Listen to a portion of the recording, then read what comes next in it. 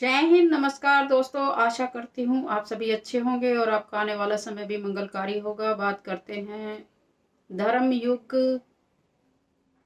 Start हो चुका है और वह हमारे जीवन में किस तरह से प्रभाव लेने वाला है। क्योंकि आप सोचो, इस बात से समझ सकते हो कि हमारा जीवन बचपन से जवानी, जवानी से बुढ़ापा और बुढ़ापे से सांसों की प्रक्रिया खत्म होकर चली जाती है। कोई व्यक्ति ये निश्चित कर सकता है कि उसका जवानी कब स्टार्ट हुई, उसका बुढ़ापा कब शुरू हुआ, या उसका बचपन की अंतिम दिन कब का था, तो उसको हम कैसे समझ सकते हैं।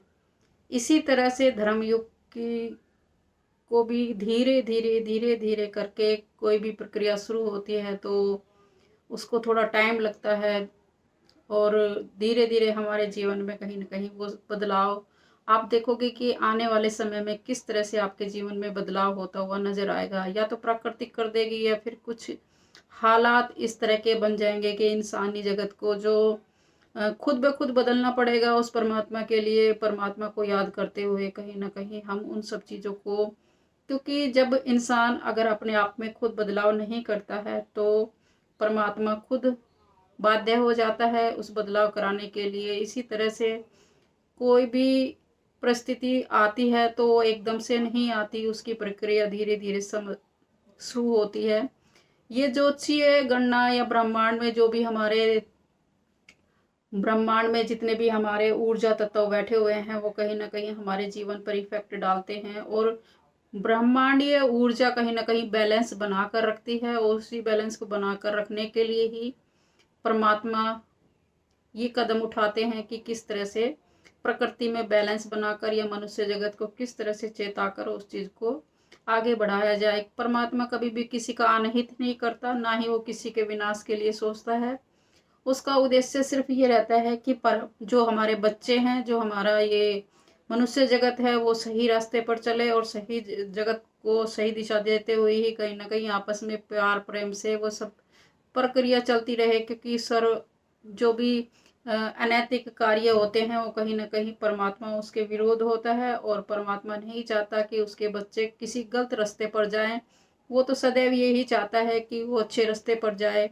प्रकृति के कुछ न कुछ अपने आप में इस तरह का बदलाव कर देती है कि इंसानी जो जगत है जो कहीं ना कहीं भटका हुआ है उसको खुद ब खुद बदलना पड़ता है। आप कोरोना काल देखो या जितने भी पिछला हम इतिहास देख सकते हैं तो उसमें कुछ न कुछ इस तरह के शायद इंसानी जगत को जो उस चीज को फेस करते हैं वही समझ सकता है और उसी फेस को देखते हुए अपने जीवन में बदलाव लेकर आता है। अगर कोई इंसानी जगत अपने आप का चित्त नहीं उसका जागृत होता, उसमें बदलाव नहीं आता, तो प्राकृतिक अपना बैलेंस बनाने के लिए कुछ और ठोस कदम उठाती है। आप देखोगे कि यूरोप में किस तरह से इतना विज्ञान जगत इतना पावरफुल होने के बावजूद भी वहां पर आप कुछ उसके जो हिस्से हैं उसमें कहीं ना कहीं पावर कट लग गया है। तो जो व्यक्ति आप सोचोगे कि किस तरह से लोग गाड़ियों में फंस गए, कोई मेट्रो में फंस गया, जो अभी प्रॉपर पूरी तरह से उसको समझ ही नहीं पाए हैं उसका पावर कट लगने का उद्देश्य क्या था और क्या किसके तहत वो सब चीज़ें परेशानियां उनके जीवन में आई और जो पावर कट लगा वो किस कारणवश से आया। कुछ लोग बोल रहे हैं कि साइबर अटैक की वजह से शायद इस तरह की परेशानियां हुई, क्योंकि हो भी सकती है। क्योंकि जितने भी पावर के जो बड़े बड़े हैं, जिस भी देश का होगा वो तो उस देश की जो भी श्रृंखला होती है वो कहीं ना कहीं उस देश के से कनेक्टेड होती है। जैसे कि भारत में जो पावर ग्रिड के वो जो प्लांट लगे हुए हैं कहीं ना कहीं उसमें चीन के जो चीनी प्लांट है, तो कहीं ना कहीं अगर चीन चाहे तो उसको अपने, क्योंकि आप मोबाइल भी लोगे तो कहीं ना कहीं वो कनेक्टेड होता है उसी जिस भी देश का होता है, तो उसमें कुछ ना कुछ इस तरह की वो होती है कि उससे वो बार बार उस चीज़ से कनेक्ट हो सकता है। इसी तरह से भारत का भी अगर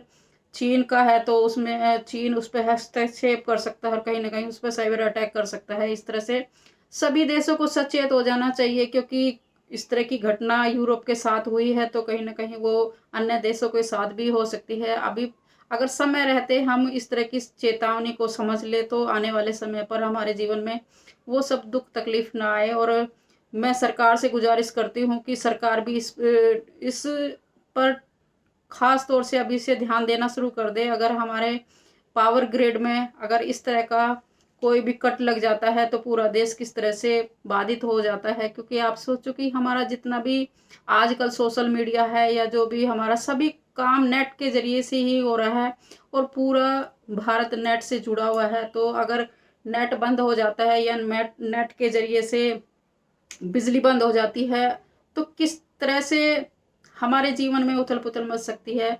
तो आप सोच सकते हो किस तरह से कितना बदलाव हो रहा है। अगर इस तरह का बदलाव भारत में हो जाएगा तो देखो आप किस तरह से हम परेशानी के जगत में पड़ सकते हैं। तो अगर उन सब चीज़ों पे बारीकी से जो वो अन्य देशों में जब वहाँ पे घटना घटित हो सकती है तो अन्य देशों में भी वो चीज़ घटना घटित हो सकती है। हमें उन सब चीज़ों से सचेत रहना चाहिए क्योंकि जो भी घटनाएं होती है वो कहीं ना कहीं रिलेट करके दोबारा से किसी दूसरे देश में भी होने की संभावना रहती है। क्योंकि कुछ इंसिडेंट्स है जो कि आपस में मिलते जुलते रहते हैं। तो हमें उन सब चीज़ों से अभी तक जो यूरोप के जो देश हैं वो कहीं ना कहीं उस चीज़ का निर्णय नहीं ले पाए हैं कि किस वजह से ये कट लगा और उस किस वजह से उनके जीवन में ये परेशानी उत्पन्न हुई है। अभी तक सरकार की तरफ से कोई पुष्टि नहीं बताई गई है। तो हमें भी उन सब चीज़ों से पहले से ही आगाह हो जाना चाहिए क्योंकि समय ग्रह दशा इस तरह का माहौल बना रहे हैं कि परेशानी वाला है।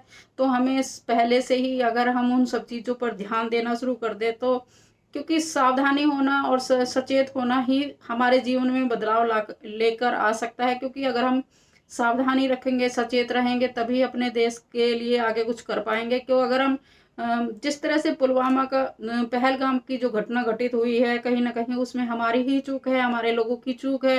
अगर वो लोग सतर्क रहते और उन सब चीज़ों पर ध्यान देते तो ये इस तरह की घटना घटित नहीं होती। क्योंकि कोई भी घटना घटित होती है तो उसके जैसे होता है घर का भेदी लंका ढाए, इस तरह के हर घर में व्यक्ति होता है जो घर का ही भेदी होता है, जो अपनी बातों को दूसरे लोगों तक पहुंचाता है। क्योंकि अपने स्वार्थ के लिए हर व्यक्ति कहीं ना कहीं कुछ गलत कदम उठाता रहता है। तो कुछ ऐसी घटना एक दो मैं आपको सामने से शेयर करती हूँ। जैसे कि एक बच्चे को सपना आया और उसने अपने पापा को बताया कि पापा जी मुझे सपने में ये आया कि मैं शिवलिंग स्थापित करूँ अपने घर में।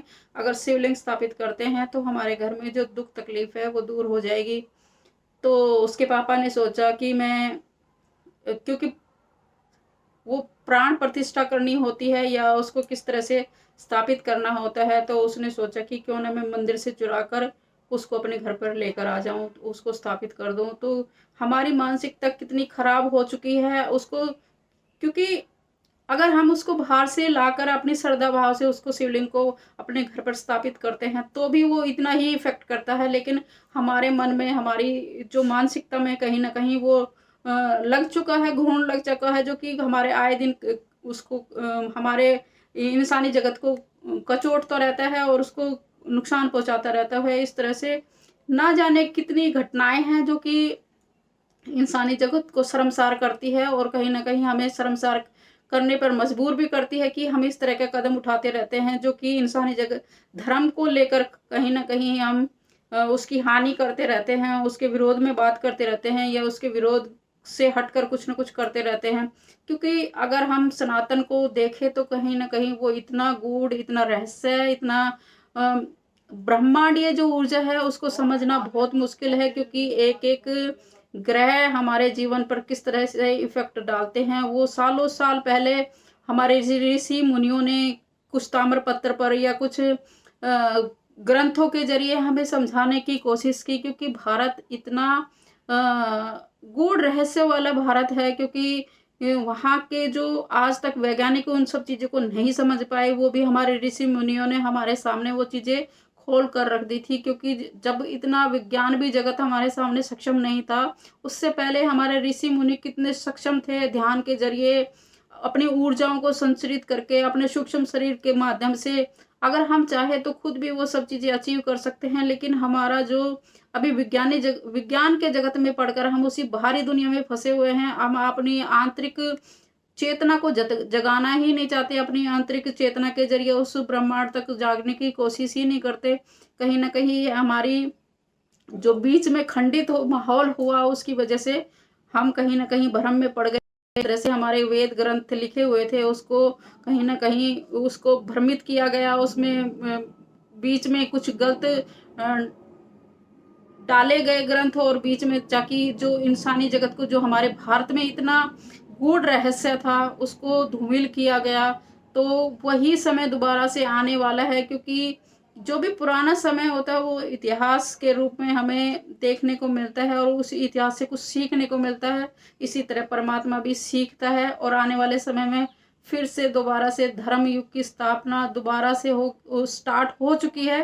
क्योंकि आप सोचोगे कि कैसे स्टार्ट हो चुकी है, क्योंकि धीरे धीरे जब जिस तरह से हम जवानी से बुढ़ापे में गए तो हमारी कोई मैक पैमाना नहीं था, लेकिन एक तिथि जरूर थी कि भाई हमारी तिथि को, हम इस तिथि को 18 साल हो गए, इस तिथि से हम मैच्योर होना शुरू हो गए, वयस्क होना शुरू हो गए। इस तिथि से अगर 60 की एज देखी जाती है तो वो बुढ़ापे की एज हो जाती है। चाहे हम उस मानसिकता में नहीं जी रहे होते, हमारा जो माइंड है वो कहीं ना कहीं उस बुढ़ापे वाला माइंड नहीं है, हमारे अंदर वो मैच्योरिटी नहीं है, फिर भी हमारी एज तो हो गई है, हम बुढ़ापे में प्रवेश कर चुके हैं। इसी तरह से धर्म युग की स्थापना शुरू हो चुकी है। बस उसको अभी जब गुरु अतिचारी होंगे तो उसको सिर्फ लागू करने वाली बात है। जब आप देखना कि 5 सालों में किस तरह से गुरु हमारे सामने पूरे ब्रह्मांड को बदलेगा और इंसानी जगत कहीं ना कहीं फिर से दोबारा से धर्म में बदलता हुआ नजर आएगा। अगर जो इंसान जगत बदलेगा नहीं अपने आप को, तो वो ब्रह्मांड उसको खुद ही खुद बदल देगा। इस तरह से हमें कहीं ना कहीं अपने आप को परमात्मा से जोड़ कर रखना है। आशा करती हूँ मेरी बात आपको अच्छी लगी होगी, क्योंकि यह बहुत ही गहरी बात है और इतनी गहरी बात शायद कोई इंसान सुनना नहीं चाहता, क्योंकि हर इंसान अपने आप में बहुत ही गूढ़ रहस्य वाला है। अगर मेरी बात अच्छी लगी होगी तो प्लीज़ आप इसको शेयर कीजिए और लोगों तक पहुँचाइए, ताकि और लोग भी जागरूक हों और अपने आप में बदलाव लेकर आएँ और परमात्मा से जुड़ें। उस जो इस संसार में बदलाव हो रहा है उसको देखने में अपनी भूमिका निभाए। जय हिंद, जय भारत।